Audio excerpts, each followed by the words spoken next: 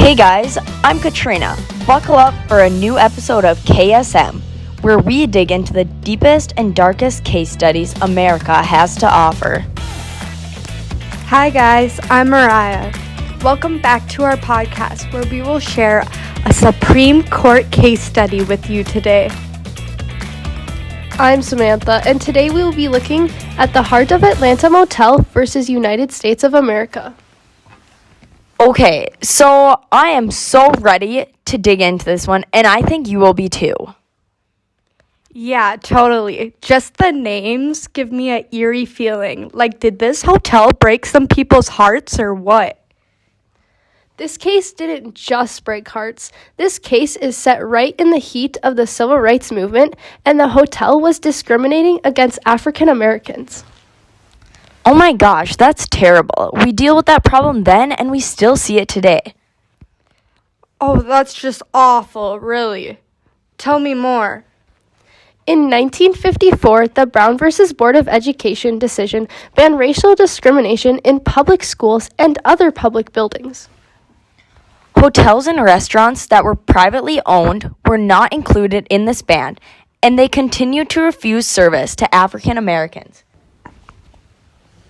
This was an issue for professional baseball teams, actually because they couldn't do anything when their black players couldn't stay at the same hotel as their white teammates. The owner of the Heart of Atlanta Motel in Georgia, who had previously refused to accept black customers, filed a suit in federal district court.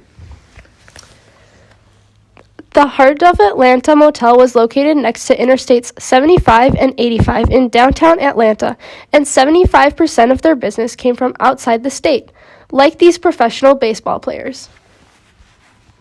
The hotel didn't want to rent the rooms out to African Americans, even after the Civil Rights Act of 1964. So basically, the hotel just thought they had the right to be racist because they were a small business?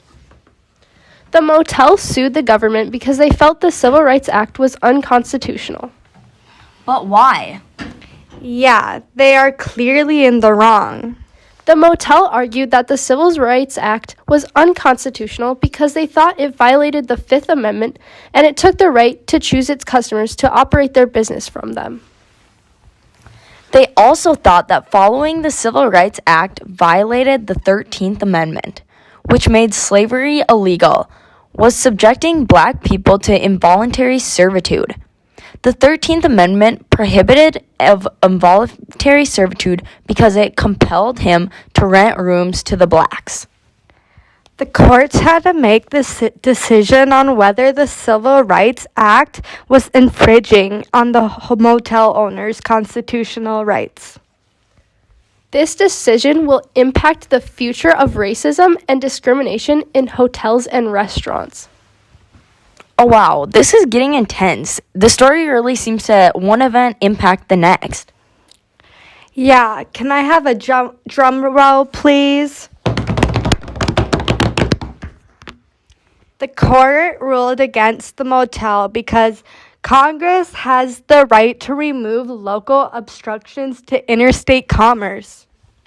The motel's claims were invalidated when they read the congressional record that says racial discrimination has a disruptive effect on interstate travel by largely discouraging travel by African Americans. Rightfully so. In an anonymous 9-0 ruling issued on December 14th, the court affirmed the decision's court's district's finding. In his opinion for the court, Justice Tom C. Clark argued that the motel's transactions clearly affected interstate commerce and thus fell within the purview of the congressional regulation. And he rejected arguments to the title that violated the 5th and 13th Amendment. Wow, not just one violation, but two. Can you guys believe that? Sounds to me that Tom Clark had to put the hammer down on this case.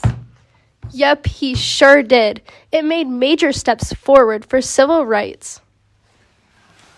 Yes, but I hope you all enjoyed this story of the Heart of Atlantis Motel, even if it did end up breaking some people's hearts. Yes, thank you everybody for listening to this special episode of KSM Podcast. You will hear from us again when Mr. Kritzberger assigns another project.